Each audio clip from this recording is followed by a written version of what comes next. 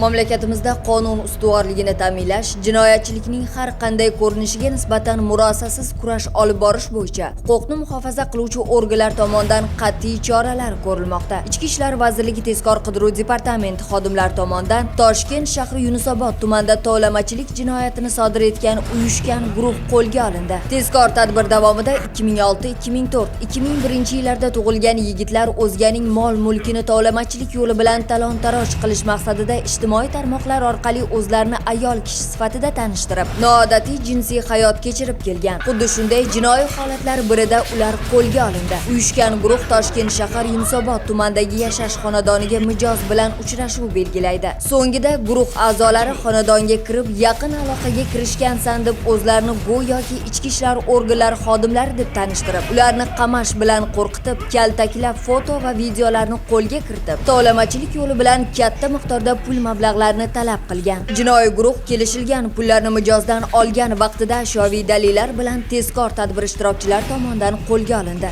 Mazkur holat yuzasidan tovlamachilarga nisbatan O'zbekiston Respublikasi Jinoyat kodeksining 165-moddasi 2-qismi V bandi bilan va ulardan biriga nisbatan O'zbekiston Respublikasi Jinoyat kodeksining 120-moddasi 1-qismiga asosan jinoyat ishi qo'zg'atildi. Hurmatli fuqarolar, tovlamachi bezorilar aldoviga ishonib, hayotingizni xavfga qo'ymang. Sizlarni har qanday vaziyatda ham ishonchli himoya qila oladigan ichki ishlar organlariga murojaat qiling.